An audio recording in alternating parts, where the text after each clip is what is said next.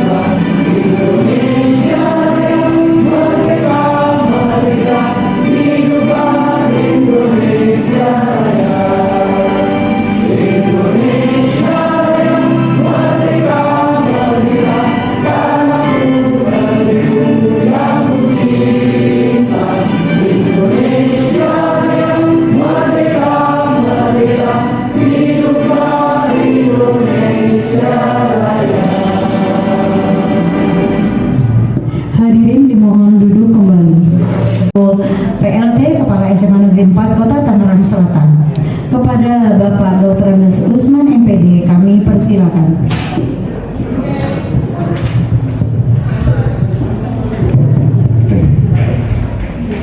Sebelum saya bicara lebih dalam lagi, saya mau absen dulu. Gita Putra Arif, alhamdulillah. Adi, nah tadi Adi ada.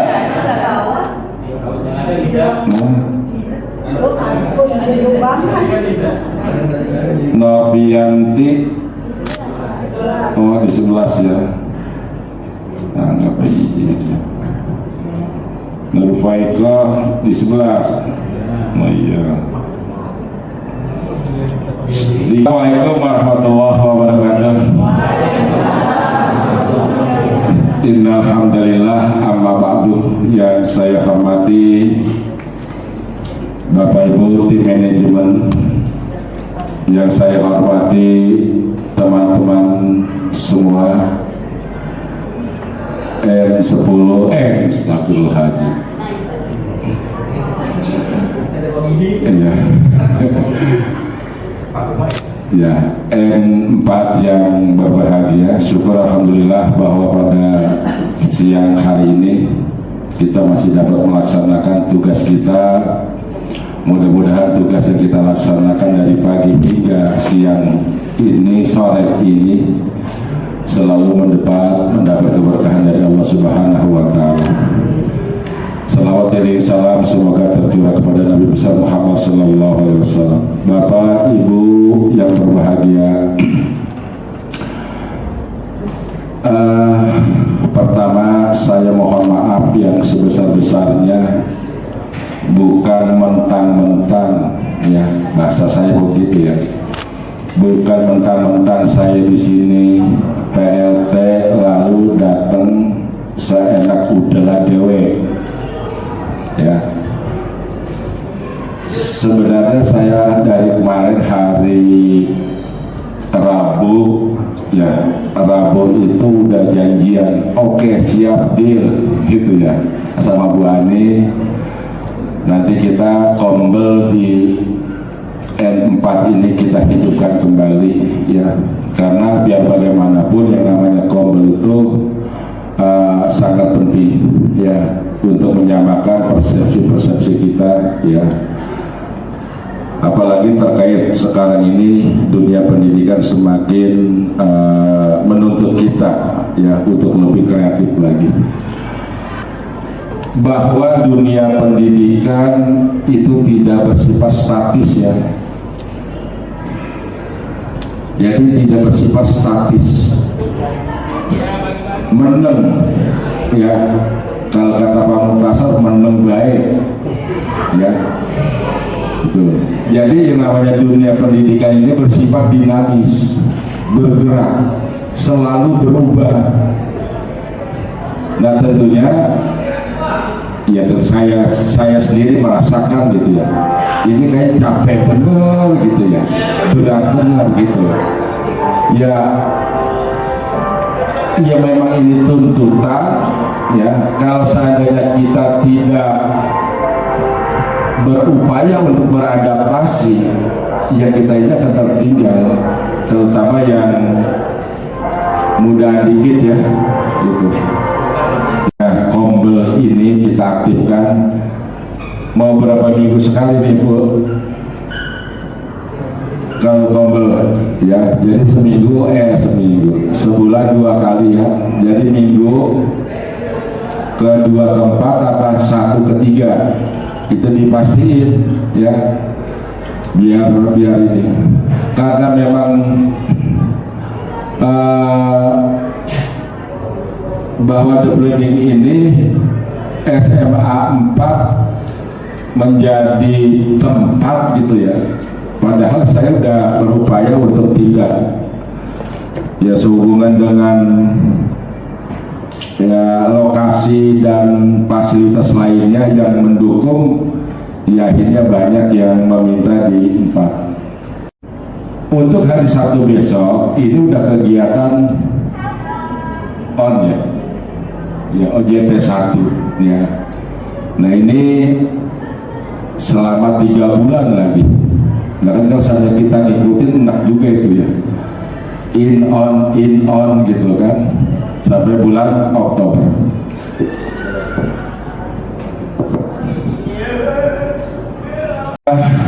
Teman-teman semua, ini bahwa lingkaran atau kerangka pembelajaran, ya, bahwa lingkaran ini ada 4 tahap, ya, ada 4 step, ada 4 fase. Nah, tentu fase yang pertama ini mungkin nanti kalau saya lebih jelasnya, bukan berarti saya pinter, orang, ya. Ya. Untuk lebih jelasnya nanti tinggal buka itu aja di YouTube, ya. Atau teman-teman yang di sini memang kemarin ditugaskan oleh sekolah, ya, untuk wajib mengikuti, ya, maka karena memang ini tuntutan harus disampaikan yang namanya pembebasan, ya, itu. Jadi dalam kerangka pembelajaran ini ini ada kerangka pembelajaran yang ada di lingkaran luar, ya.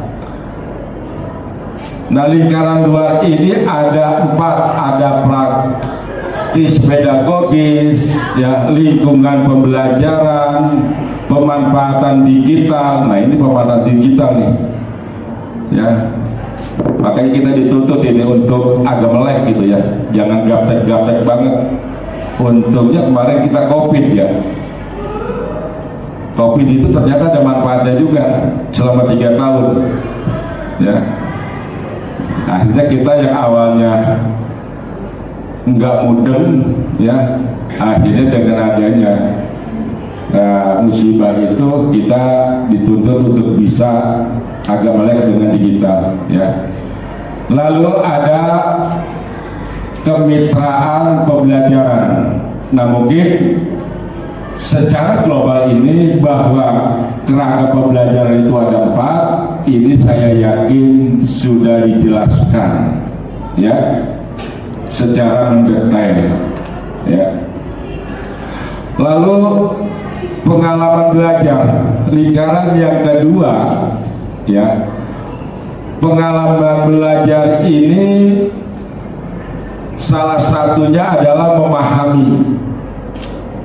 Jadi sekarang ini guru itu nanti kalau seandainya saya memanggil Bapak Ibu guru di dalam observasi ya, sekarang ini kan selama ini kan saya nggak tahu selama ini ya di N4 ya, apakah pada waktu observasi itu ya. Assalamualaikum warahmatullahi wabarakatuh.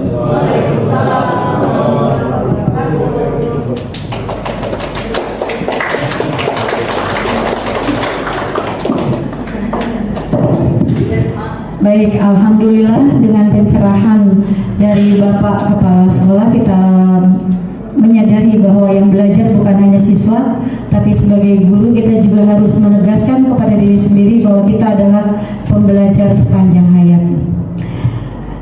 Dengan selesainya materi 1 dari narasumber kita, maka kita akan lanjutkan dengan narasumber berikutnya, yaitu Ibu Lia. Kepada Ibu Lia kami persilakan.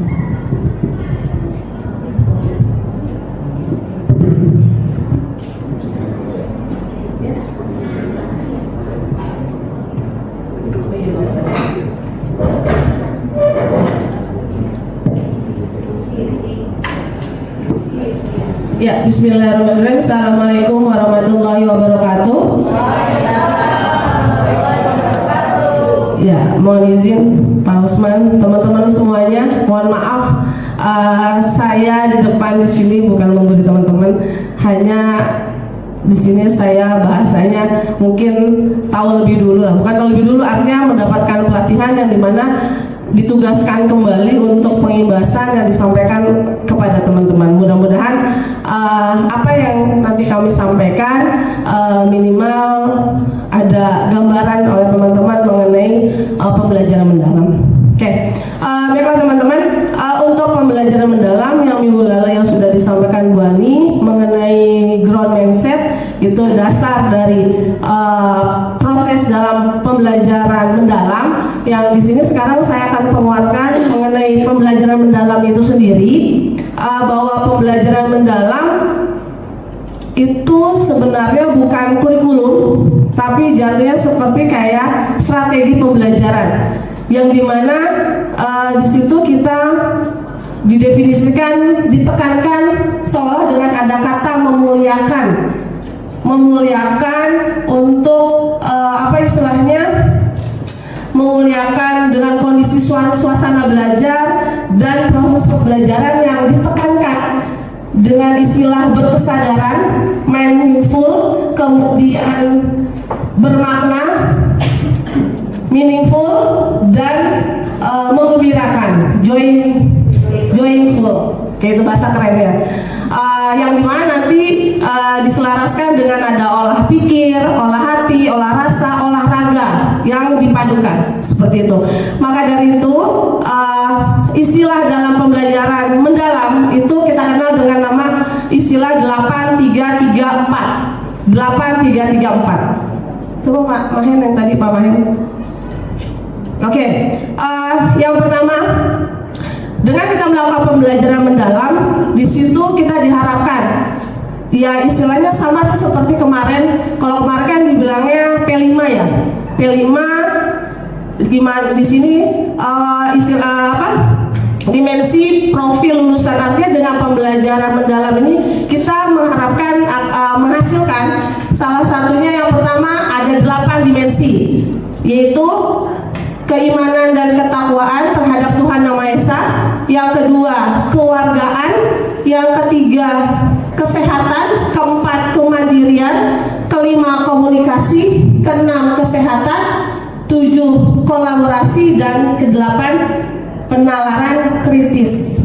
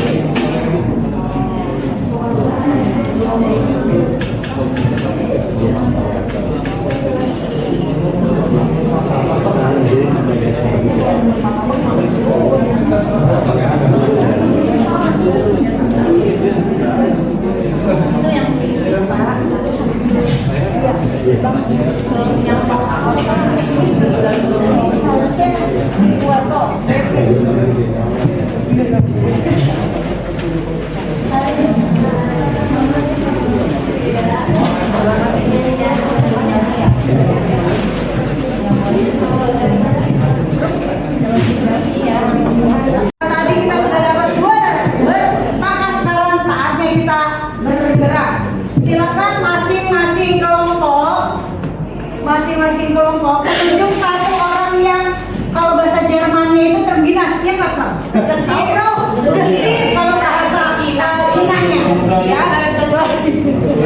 Jadi nanti Bapak Ibu yang menjadi utusan kelompok, ketika kita bilang 1, 2, 3, maka Bapak Ibu harus bergerak mengikuti irama.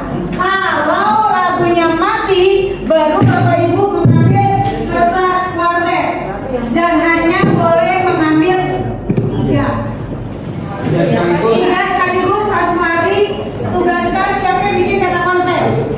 Selama itu lagu belum bunyi, Bapak Ibu bisa bareng-bareng ngambil 3 lagi. Tapi kalau musiknya bunyi, mohon maaf, senam lagi. Gitu ya Bapak Ibu ya. Baik Mami. Bapak Ibu.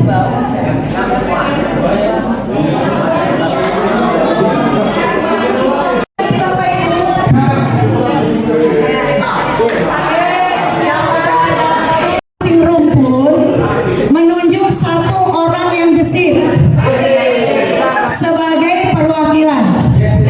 Baik, semua perwakilan dirinya di depan Pak Kanta dan Misina. Mohon maaf ya Pak Kanta. Mohon maaf Pak Aceh, Pak Aris, paham. Berdirinya semua di sini.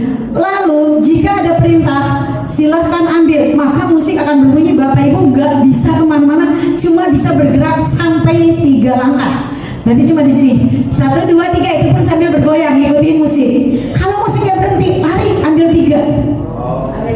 Jika musiknya bunyi lagi, mau nggak mau menggerakkan badan kembali. Kalau lagunya mati, lari lagi ambil 3, hanya boleh 3. Lalu masing-masing anggota kelompok langsung mencari ini bagian apa ya, karena Bapak Ibu akan membuat peta konsep. Sampai di sini apakah informasinya jelas Bapak Ibu?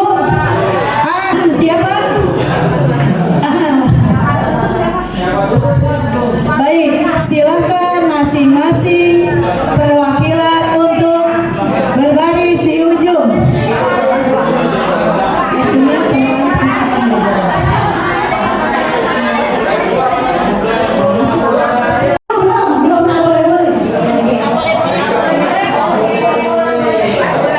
Ya, baik, siapa dua kawannya?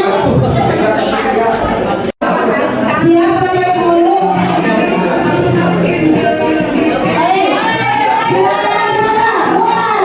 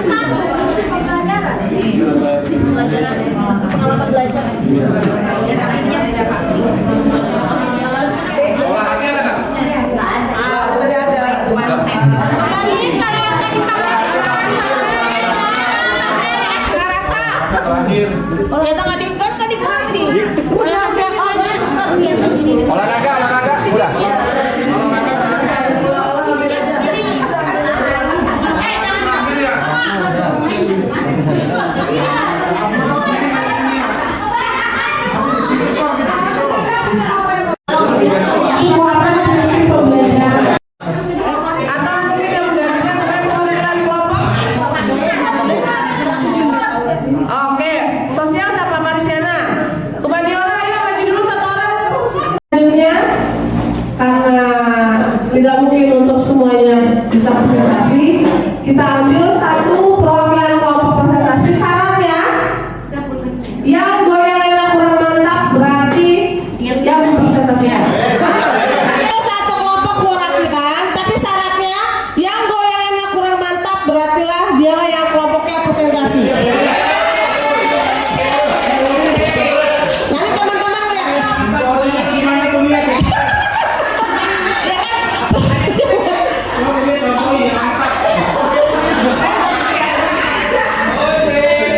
Pokoknya yang heboh, yang heboh. Oke.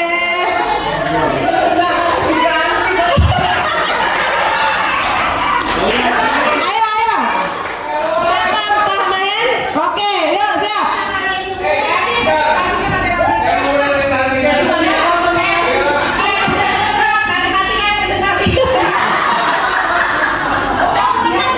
Goyangan. Ya. Ayo. Pokoknya yang kurang heboh berarti kelompoknya presentasi, kan gitu.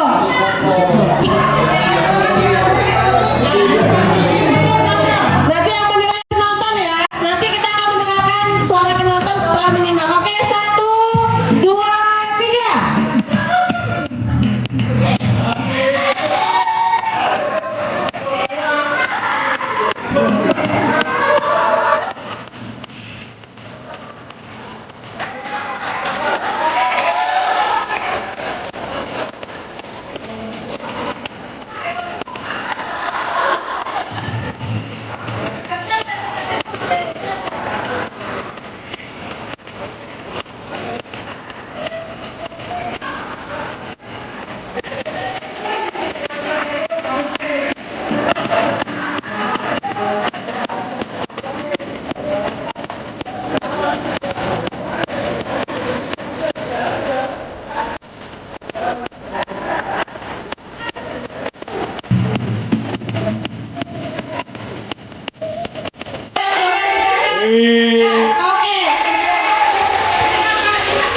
Oke, yang memilih Bu Yeni.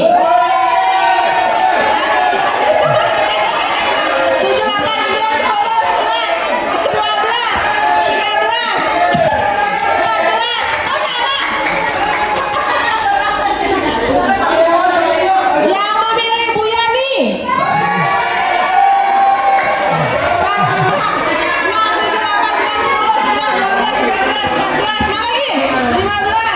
15. Satu lagi.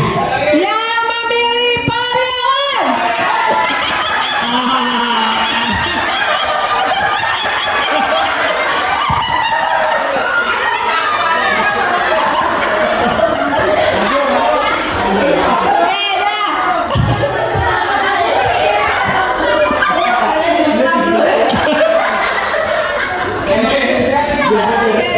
Kesepakatan tadi ya. Oke, tadi berdasarkan hasil, oke, Pariawan lebih sedikit berarti kelompok matematika untuk bisa presentasi apa ya? Oke, Waktu dan disilakan. tempat dipersilakan. Matematika ingin mempresentasikan hasil mind map kami tentang deep learning principles atau prinsip dari pembelajaran mendalam. Dalam pembelajaran mendalam ada 3 prinsip utama yang kita sering ketahui, yaitu ada mindful, meaningful, dan joyful. Dimana mindful ini adalah berkesadaran. Di kuartetnya sudah tertera dengan jelas. Salah satu contohnya seperti kesempatan murid untuk menentukan pilihan dan memilih alasan atas pilihannya. Pada intinya di fase atau di prinsip mindful ini, dimana kita harus menghadirkan si siswa ini menghadirkan diri dalam pembelajaran. Mereka harus sadar di situ. Apalagi misalkan matematika, mungkin terutama di pembelajaran yang kalau di jam terakhir itu kita harus mengumpulkan nyawa gitu ya Bapak Ibu, mungkin kasarnya, supaya mereka merasa memang hadir di dalam kelas, tidak ngantuk atau tidak mengawang-awang pikirannya. Ya pikirannya udah bel aja gitu ya Bu. Lalu ada meaningful, di situ adalah bermakna. Nah di sini seringkali kita temui, apalagi untuk mata pelajaran yang eksak, mungkin Bapak Ibu juga merasakan, apalagi matematika, kalau siswa sudah bertanya, Bu kita belajar ini untuk apa? Bu kita nyari X-nya ini untuk apa sih? Bu kita ngapain sih hitung-hitung di sini sudah kita tampilkan sengaja berupa rumus-rumus yang biasanya tidak disukai para murid. Kita ngapain nih belajar cacing-cacing? Kita ngapain belajar akar-akaran? Nah itu masuk ke pembelajaran mendalam di bagian bermakna. Jadi kita harus menemukan kegunaan ini untuk apa di kehidupan sehari-hari. Biar mereka itu tidak hanya sekedar menghitung, udah ngitungnya susah-susah, hasilnya 0 lagi biasanya di akhir gitu. Nah untuk yang ketiga itu harus joyful, jadi harus menyenangkan. Bahkan kalau mungkin Bapak Ibu suka bersosial media, di Instagram dan TikTok ada salah satu kakek matematika yang selalu memberikan materi-materi dengan menyenangkan, tapi di akhirnya pasti ada tagline matematika, belajar matematika mudah dan menyenangkan, bukan, jawabannya bukan gitu, karena memang tidak menyenangkan sebenarnya kalau kita tidak membuat diri kita senang belajarnya. Nah dari ketiga prinsip tadi itu menjadi faktor pendorong atau mengarah kepada 4 landasan karakter kerjasama dan gotong royong, di mana di situ ada olah pikir, olah hati, olah rasa, dan olahraga. Jadi kita menghadirkan seluruh apa yang ada di dalam tubuh kita, baik secara raga maupun jiwa gitu. Jadi tidak hanya duduk mendengarkan, tapi juga berkreativitas atau critical thinking seperti kemarin Pak Hans bilang, itu dibutuhkan melalui olah pikir, olah hati, olah rasa, dan olahraga. Mungkin itu dari saya. Mungkin nanti akan ditambahkan dengan teman-teman yang lain atau ada sanggahan dari Bapak Ibu. Terima kasih. Wassalamualaikum warahmatullahi wabarakatuh. PP kemarin lagi setelah ganti nama lagi, namanya modul aja. Sekarang juga ganti istilah baru lagi sih. Yang penting di dalam kegiatan pembelajaran ada 3 prinsip pembelajaran ini, gitu ya, yang mendukung kegiatan pembelajaran dalam kelas seperti itu. Oke, baiklah teman-teman, mungkin itu saja untuk materi yang saya sampaikan mengenai prinsip pembelajaran. Selanjutnya kita dengarkan pemateri dari Pak Mahendra mengenai rencana pembelajaran mendalam. Nah, sebetulnya setelah bulia itu, setelah prinsip pembelajaran ada pembahasan tentang asesmen. Namun di dalam perencanaan pembelajaran ini sudah ada asesmen. Ya, nah kita mulai saja. Perencanaan pembelajaran mendalam itu ada 4 poin utama. Ya, ada 4 poin utama dalam perencanaan pembelajaran mendalam. Yaitu yang pertama identifikasi, yang kedua desain pembelajaran, yang ketiga pengalaman belajar, dan yang keempat adalah asesmen. Nah, PM ini mendorong siswa atau murid untuk bertanggung jawab atas pembelajaran mereka. Kemudian murid juga bisa merefleksikan dirinya sendiri, ya, atau meregulasi dirinya sendiri. Kemudian siswa atau murid bisa mengukur kemajuan belajarnya sendiri, dan murid bisa menetapkan rencana tingkat lanjut seperti apa setelah mereka bisa mengukur kemajuan dirinya sendiri. Nah, untuk tahap identifikasi di sini nanti ada beberapa poin lagi, ya, yang harus atau yang ada di dalam rencana pembelajaran mendalam. Yang pertama, identifikasi itu ada yang namanya identifikasi kesiapan murid. Yang kedua, identifikasi karakteristik mata pelajaran. Dan yang ketiga adalah identifikasi atau menentukan dimensi profil lulusan. Ya, nah, di mana proses identifikasi ini adalah pengumpulan informasi penting mengenai kesiapan murid dalam hal minat belajar, kemudian dalam hal gaya belajar. Nah, pada tahap ini biasanya kesiapan murid ada yang namanya asesmen atau tes diagnostik. Nah, kemudian identifikasi karakteristik mapel di sini mata pelajaran yang kita akan ajarkan sesuai dengan tujuan pembelajaran yang kita ingin capai kepada murid. Kemudian identifikasi atau menentukan dimensi profil lulusan ini tidak perlu ke-8-8-nya dimasukkan ke dalam RPM. Tapi yang jelas dimensi yang pertama yaitu ketuhanan dan ketakwaan, keimanan dan ketakwaan ini harus ada.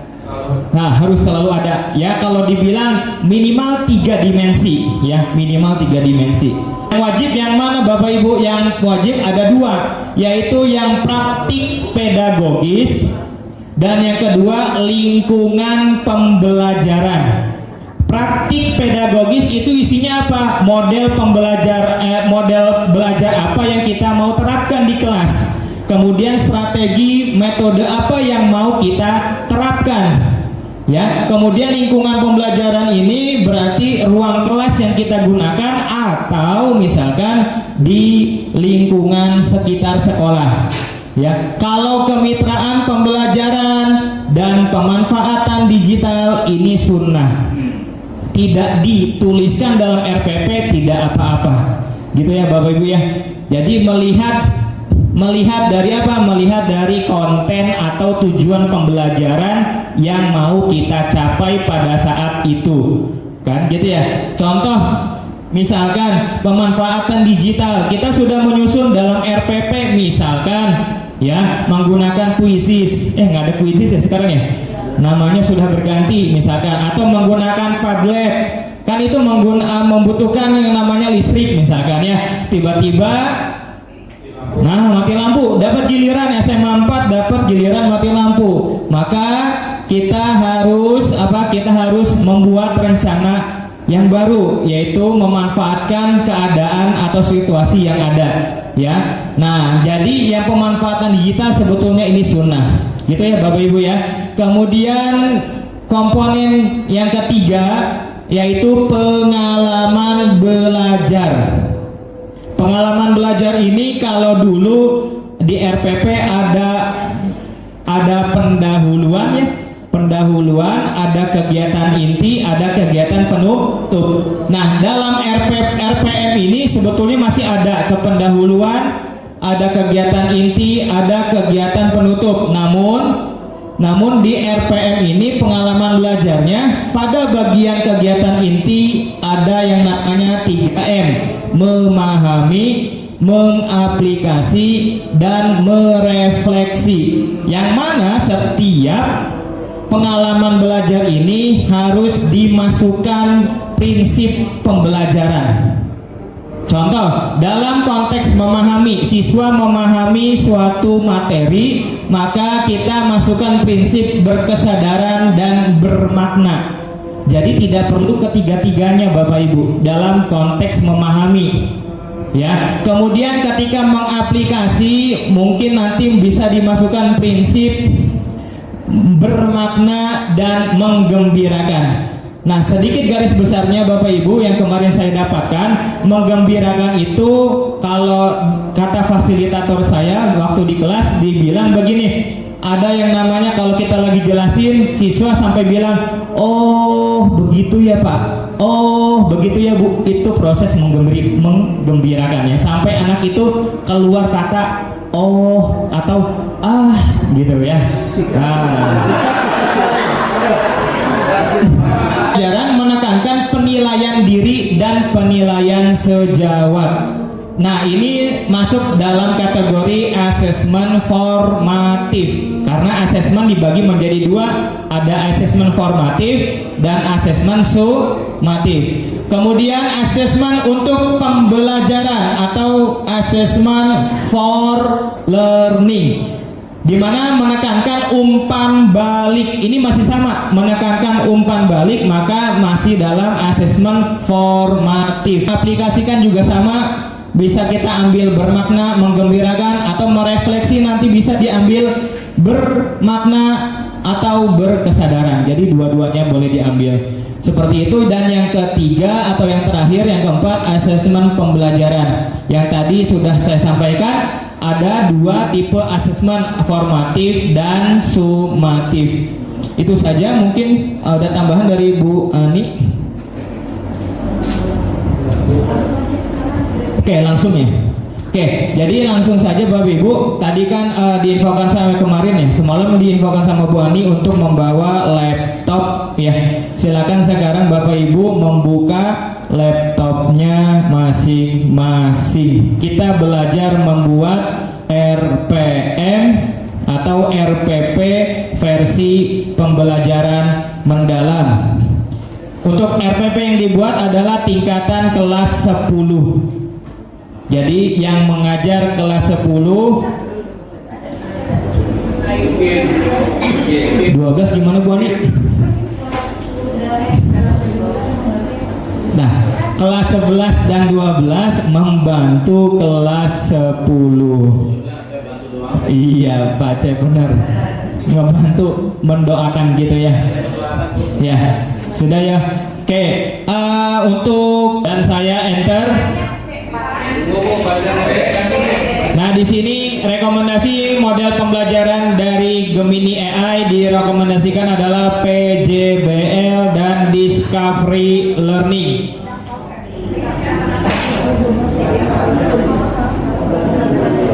Ya, nanti tinggal Bapak Ibu copy paste PJBL dan Discovery Learning-nya ini pada template RPM yang diberikan. Model. Nah, kemudian pada bagian identifikasi peserta didik.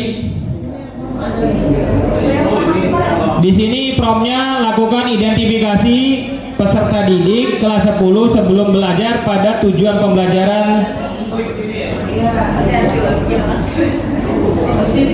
Saya buatnya dalam bentuk 3 kalimat. Nah, tinggal kita copy. Ada promnya. Identifikasi peserta didik. Yang model itu cuma nanti diambil ininya saja, garis besarnya, misalkan model apa yang direkomendasikan, misalkan PJBL atau Discovery. Ya. Ya, PBL gitu. Nanti udah jadi ambil itunya aja. Nggak usah semuanya gitu. Oke, Bapak Ibu. Identifikasi peserta didik.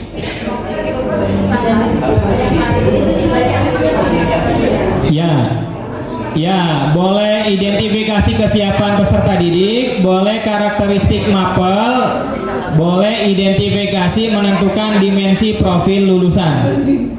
Di bawah ada. Oke, satu-satu kita bahas.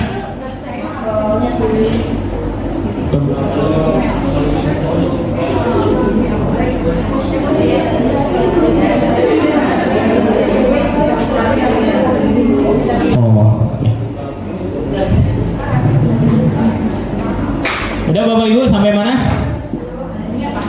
Identifikasi sudah semua 3.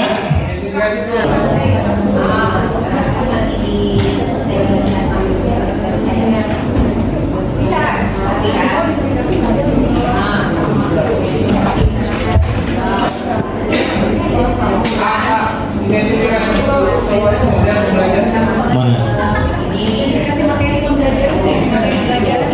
Iya.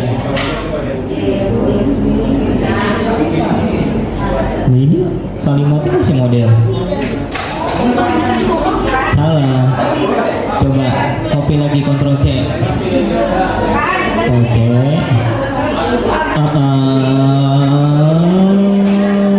Ini template, Bu. Ini template. Jadi Ibu promnya masuk ke sini. Nah, ini yang di copy di Gemini. Nah, hasilnya mana?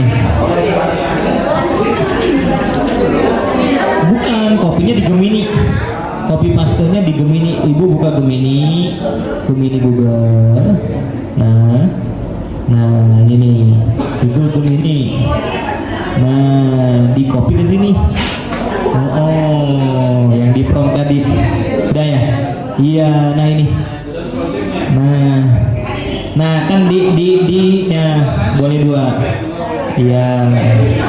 Ya, minimal 3. ada keimanan dan ketakwaan, itu wajib.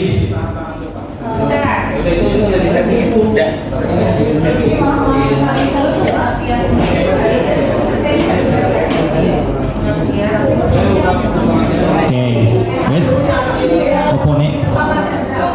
Apa yang mana? Itu, ini komen nih.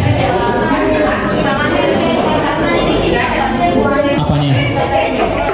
Ya, oh identifikasi peserta didik.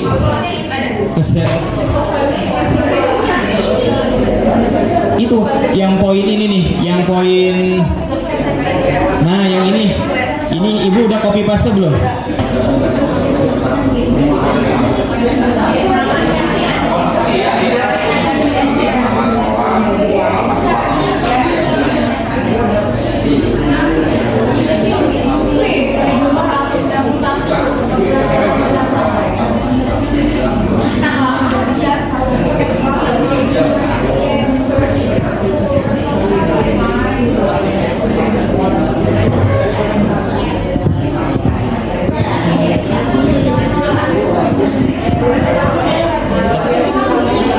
Oke Bapak Ibu, karena waktu semakin mendekati jam 4, mungkin 3 menit lagi ya.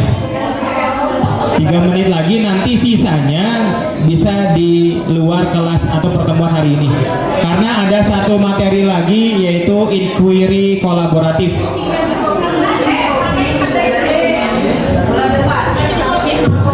Sekarang juga cuma 5 menit penjelasannya dari Bu Ani. Cuma 5 menit. Kenapa? Inquiry kolaboratif ini nanti mapel bahasa Inggris dalam konteks misalkan tentang konten ini bisa dikaitkan dengan mapel yang lain, berkolaborasi gitu. Iya. Inquiry kolaboratif. Lalu bawahnya adalah LK-nya, berarti tugas Bapak Ibu bersama rumpun masing-masing. Kelas 10 kita akses, kita cari anak nggak bisa apa, tulis semuanya di akses. Misalnya untuk agama nih, kelas 10 anak belum hafal Al-Fatihah misalnya, berarti kan materi sholatnya nggak bisa masuk nih, tulis di situ. Selain itu apa? Oh, bismillahirrahmanirrahim aja cuma bismillah. Atau mengucapkan salam pagi, harusnya kan selamat pagi, tulis di situ dalam akses. Sampelnya ada di atas ya Bapak Ibu ya. Lalu, bisa dibuka. Fungsinya buat apa Bapak Ibu? Namanya saja inquiry kolaboratif.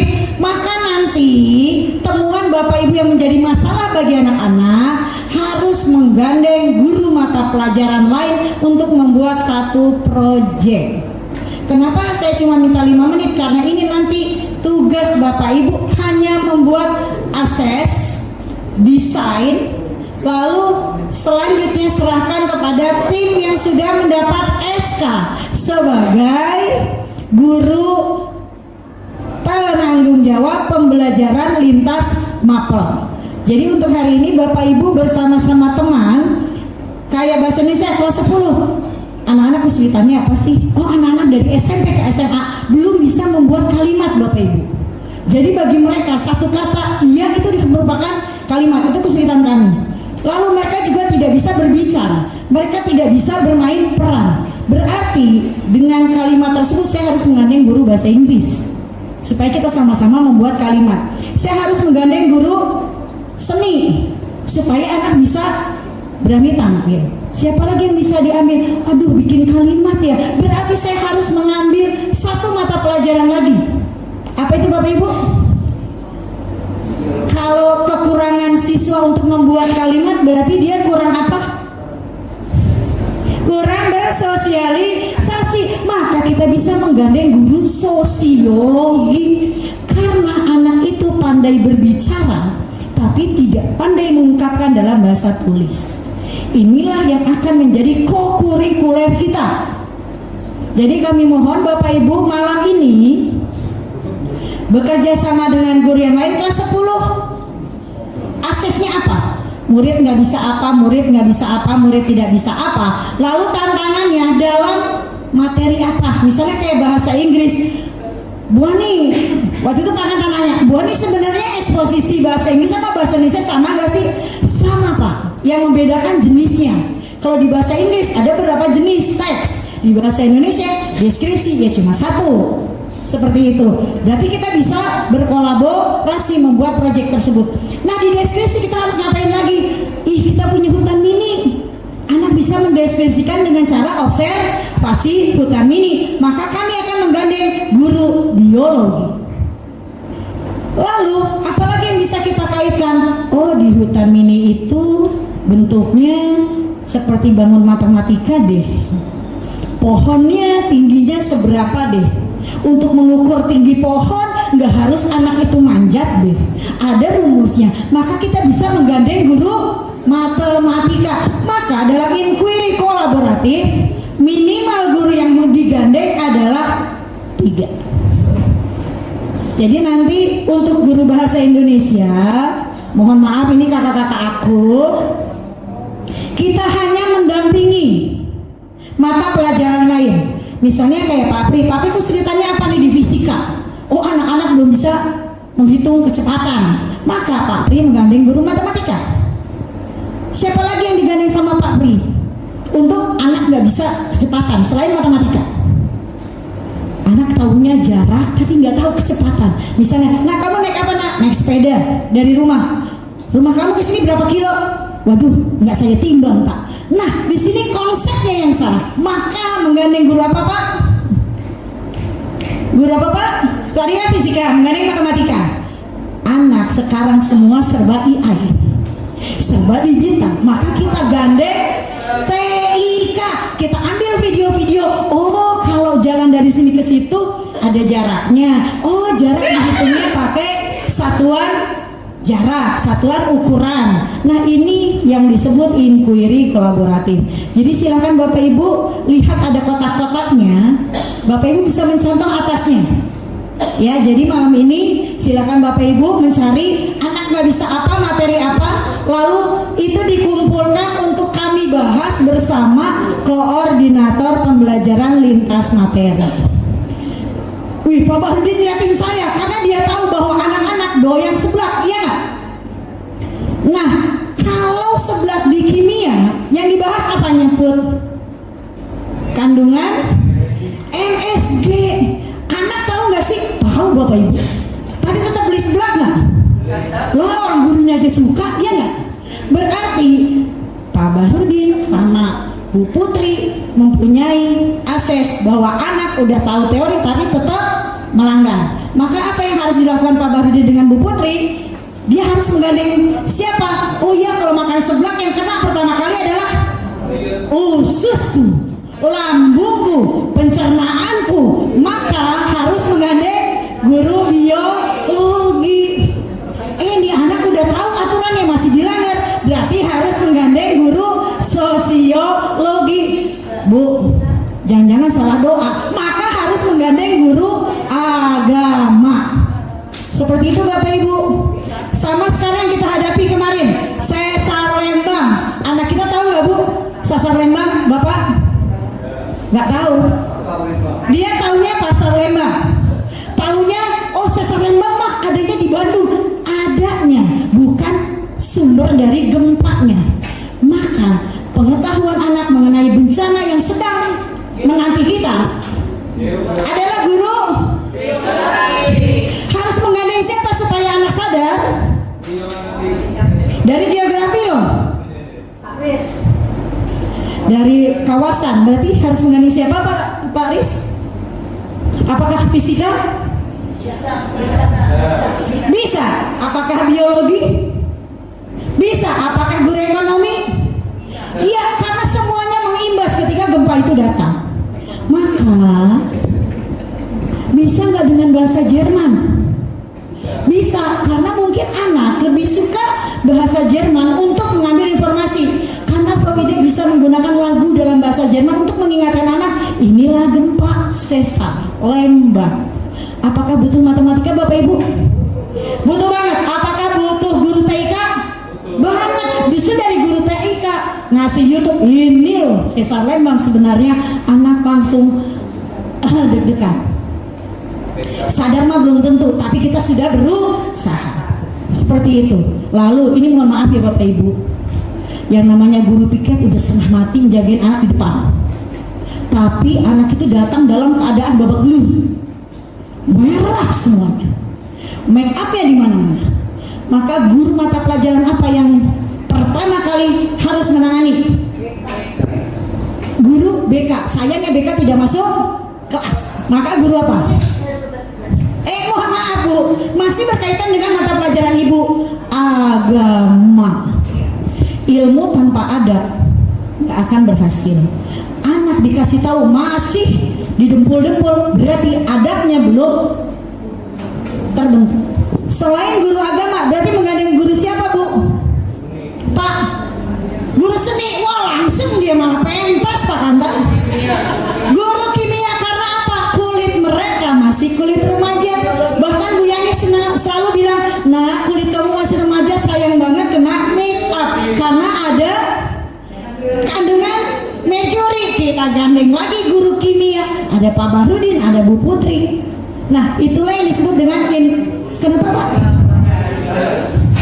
Iya, anaknya kita kasih tahu langsung dihapus Pak. Kita main dikit, tambah lagi. Baik Bapak Ibu, mungkin begini saja. Iya, ya. Tadi kan kolaborasi guru ini sangat banyak. Terus kapan masuk kelas? Oh itu dengan Bu. Baik. Bu Nyai, ini kan kita baru akses. Lalu kita serahkan kepada koordinator guru lintas mapel. Maka kokurikuler akan berjalan kapan Bapak Ibu? Target kita sebenarnya September akhir. Jadi ada anak yang waktunya belajar dia intrakurikuler, lalu ada jatah kokurikuler. Kenapa saya bilang gitu? Bu Nyai mohon maaf, ngajar berapa jam Bu Nyai? 36. Satu kelas harusnya berapa jam? Harusnya 4 jam kan? Satunya kemana Bu Nyai? Iya, sama kayak P5 Bapak Ibu. Jadi nanti akan ada waktu 2 minggu anak-anak membuat proyek. Mohon maaf lahir batin, kami bertiga trio kwek-kwek mengucapkan